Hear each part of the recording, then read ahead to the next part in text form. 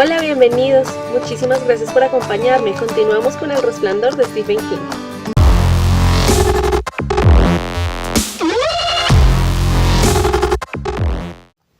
Capítulo 37. El salón de baile. Era el 1 de diciembre. Danny estaba en el salón de baile del ala este y había subido a un alto sillón tapizado para mirar el reloj, que protegido por un fanal de cristal, ocupaba el lugar de honor en la ornamentada repisa de la chimenea, flanqueado por 2 grandes elefantes de marfil. Temía que los elefantes empezaran a moverse e intentaran ensartarlo con los colmillos, pero siguieron inmóviles. Los elefantes eran seguros. Desde la noche que había sucedido lo del ascensor, Danny había dividido todas las cosas del Overlook en 2 categorías. El ascensor, el sótano, la zona infantil, la habitación 217 y la suite presidencial eran lugares peligrosos. Sus habitaciones, el vestíbulo y la terraza eran seguros. En principio, el salón de baile con los elefantes también. De otros lugares, Danny no tenía la certeza, por lo que los evitaba. Miró el reloj, cobijado bajo el fanal. Lo tenían bajo vidrio porque tenía todas las ruedecillas, los engranajes y resortes al descubierto. Alrededor del mecanismo, exteriormente, corría una especie de raíl cromado o de acero, y directamente bajo la esfera del reloj había un pequeño eje con un engranaje en cada extremo. Las manecillas del reloj estaban detenidas a las 9:15, y aunque no sabía los números romanos, por la posición de las agujas, Danny podía adivinar a qué hora se había parado el reloj, situado sobre su base de terciopelo. Delante y ligeramente deformada por la curva del fanal, había una llave de plata bellamente labrada. Supuso que el reloj sería una de las cosas que él no debía tocar. Lo mismo que el juego de atizadores de bronce, que se guardaban junto a la chimenea del vestíbulo, o el enorme armario para la porcelana al fondo del comedor. En su interior se elevó de pronto una sensación de injusticia, un impulso de colérica rebeldía. ¿Qué me importa lo que no tengo que tocar?, se preguntó. ¿Acaso no me tocaron? ¿No jugaron conmigo? Claro que sí, y sin haber puesto ningún cuidado especial en no lastimarlo. Danny tendió las manos, cogió el fanal de cristal, lo levantó y lo puso a un lado. Por un momento pasó un dedo por el mecanismo. La yema del índice se detuvo en los dientes de los engranajes y acarició las ruedecillas. Cogió la llave de plata, que por lo pequeña que era habría sido incómoda para la mano de un adulto, pero que se adaptaba perfectamente a sus dedos. La introdujo en el agujero que había en el centro de la esfera. La llave quedó encajada con un pequeño clic, más bien una sensación táctil que sonora.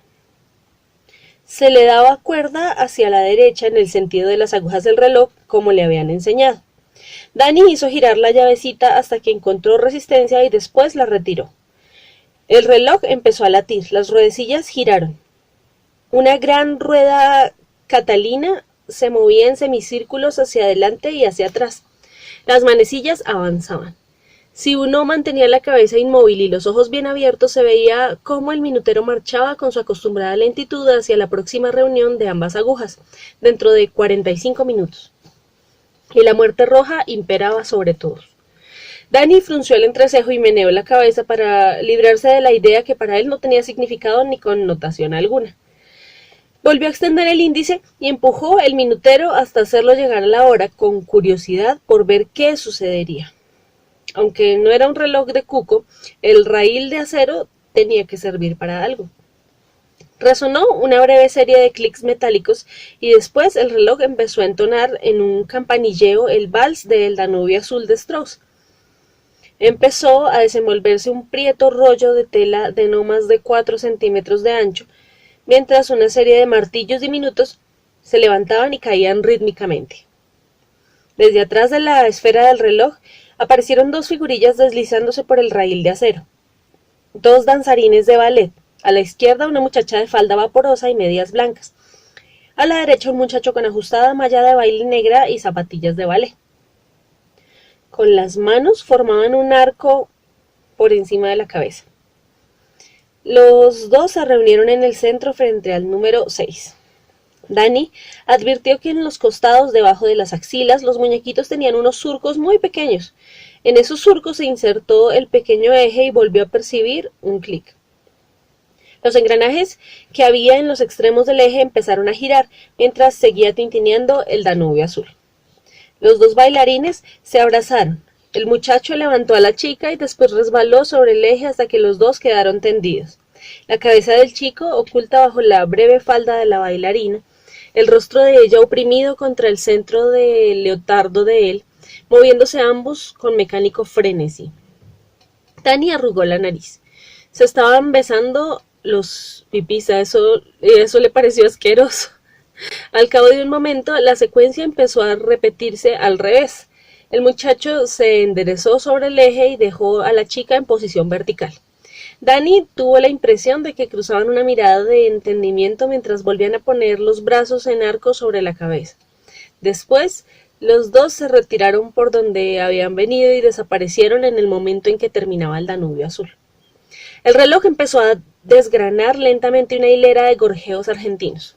La medianoche, el toque de medianoche, ¡vivan las máscaras! Bruscamente, Dani giró sobre el sillón y estuvo a punto de caer. El salón de baile estaba vacío.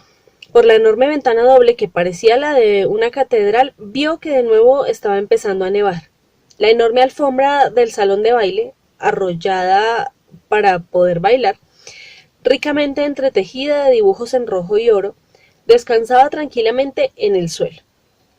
Alrededor se agrupaban mesitas para procurar intimidad y sobre ellas, con las patas apuntando al techo, las livianas sillas que las acompañaban. El lugar estaba completamente vacío. Sin embargo, no era así, porque en el Overlook las cosas seguían y seguían. Allí todos los momentos eran un momento.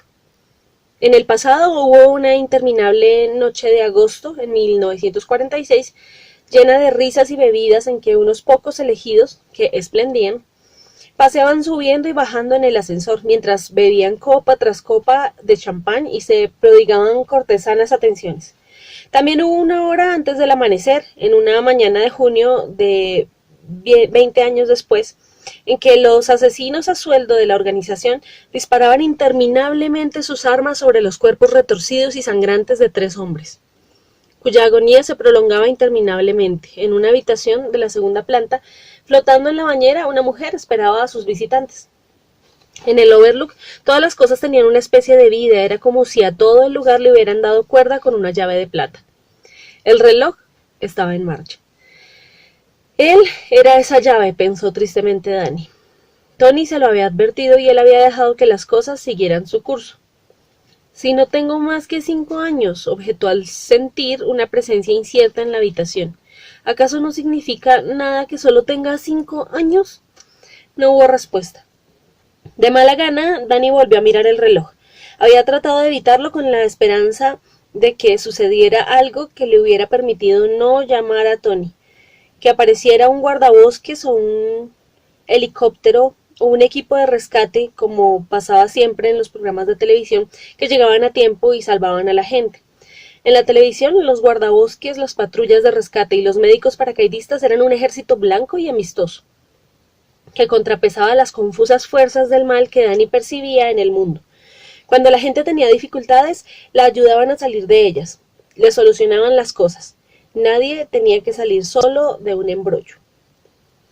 Por favor. No hubo respuesta. Además, si Tony veía, ¿no sería la misma pesadilla? No escucharía los ruidos retumbantes, la voz áspera e impaciente, la alfombra azul y negra que parecía hecha de serpientes, y Red Room. ¿Pero qué más? Por favor, por favor. Con un tembloroso suspiro, el niño miró la esfera del reloj. Los engranajes giraban y se articulaban con otros engranajes. La rueda catalina se mecía hipnóticamente adelante y atrás, y si uno no movía la cabeza podía ver el minutero arrastrándose inexorablemente. Si uno mantenía la cabeza inmóvil podía ver que la esfera del reloj desapareció. En su lugar se instaló un redondo agujero negro que se hundía por siempre hacia abajo. Empezó a hincharse. El reloj desapareció, tras él la habitación. Dani vaciló y se precipitó en la oscuridad que durante todo el tiempo se había ocultado tras la esfera del reloj. El pequeño que estaba en el sillón se desplomó y quedó tendido en un ángulo deforme antinatural, con la cabeza echada hacia atrás y la mirada fija en el techo del salón de baile. Danny se había equivocado de dirección. Queriendo volver a la escalera, se había equivocado de dirección. Y ahora vio que estaba en el breve corredor sin salida que no conducía más que a la suite presidencial, y los ruidos retumbantes se acercaban. El mazo de Roquet silbaba de manera salvaje a través del aire, y a cada golpe la cabeza se incrustaba en la pared, destrozando el empapelado, levantando nubecillas de polvo y eso. «Ven aquí, joder, a tomar tu...». Pero en el pasillo había otra figura, recostada contra la pared, a espaldas de él, como un fantasma. No era un fantasma, pero iba vestido de blanco. «Ya te encontraré, maldito enano asqueroso». Danny se encogió aterrorizado por los ruidos que ahora procedían del corredor principal de la tercera planta. El dueño de esa voz no tardaría en aparecer en el pasillo. ven aquí, mocoso de mierda». La figura vestida de blanco se enderezó un poco, se quitó un cigarrillo de la comisura de los labios y escupió una hebra de tabaco que le había quedado en el carnoso labio inferior. Danny vio que era Halloran, vestido con su traje blanco de cocinero, no con el azul que él le había visto el último día de la temporada. «Si estás en dificultades», dijo Halloran, «si estás en dificultades, llámame». Con un grito bien fuerte, como el que diste hace unos minutos, aunque yo esté en Florida, es posible que te oiga, y si te oigo, vendré corriendo. Vendré. «Ven ahora, pues, ven ahora. Dick, te necesito, todos te necesitamos». «Lo siento, pero tengo que irme». «Perdona, Danny». «Muchacho, perdona, Doc. Pero tengo que irme corriendo. Fue muy agradable, hijo de tu madre, pero tengo que darme prisa, tengo que irme corriendo». «No». Pero mientras él lo miraba, Dick Halloran se volvió y se puso de nuevo el cigarrillo en la comisura de los labios y pasó negligentemente a través de la pared, dejándolo solo. Y fue en ese momento cuando la figura sombría apareció en el pasillo, enorme en la penumbra, sin más claridad que el rojo que se reflejaba en sus ojos. «Ahí estás. Ahora te alcancé, jodido, ahora te enseñaré». Se precipitó sobre él con horribles pasos vacilantes, blandiendo cada vez más alto el mazo de Roquet. A tientas, Danny retrocedía chillando hasta que de pronto estuvo cayendo, del otro lado de la pared, cayendo y dando tumbos por el agujero, por la conejera que llevaba a un país de maravillas dementes. Muy por debajo de él, Tony también caía. «Ya no puedo venir más, Danny. Él no deja que me acerque a ti, ninguno de ellos dejará que me acerque a ti. Llama a Dick. «Tony», vociferó el chico. Pero Tony había desaparecido. Y de pronto él se encontró en una habitación a oscuras. En realidad no estaba completamente a oscuras. De alguna parte llegaba una luz amortiguada. Era el dormitorio de mami y papi. Podía ver el escritorio de papá, pero reinaba un desorden espantoso. Danny ya había estado allí. El tocadiscos de mami estaba volcado en el suelo, sus discos desparramados por la alfombra, los cuadros arrancados de las paredes. Vio su catre volcado sobre un costado como un perro muerto. El Volkswagen violeta violento reducido a fragmentos de plástico. La luz venía de la puerta del cuarto de baño, que estaba entreabierta. Un poco más allá, una mano pendía inerte, goteando sangre en la punta de los dedos, y en el espejo del botiquín se encendía y apagaba la palabra Red Room. De pronto, frente al espejo se materializó un enorme reloj metido en un fanal de cristal. La esfera no tenía cifras ni manecillas, solo una fecha, escrita en rojo, 2 de diciembre. Después, con los ojos agrandados de horror, Danny vio que en el fanal de cristal se reflejaba inciertamente la palabra Red Room, y al verla reflejada del revés del cristal, pudo deletrear Murder. Danny Torrance dejó escapar un alarido de terror desesperado. La fecha había desaparecido de la esfera del reloj, y la esfera también devorada por un agujero negro circular que iba ensanchándose como un iris que se dilata hasta que lo cubrió todo, y Danny empezó a caer y a caer. Estaba cayendo de la silla. Durante un momento quedó tendido en el suelo del salón de baile respirando con dificultad. «Red Room, Murder, Red Room, Murder», resonaba en su interior.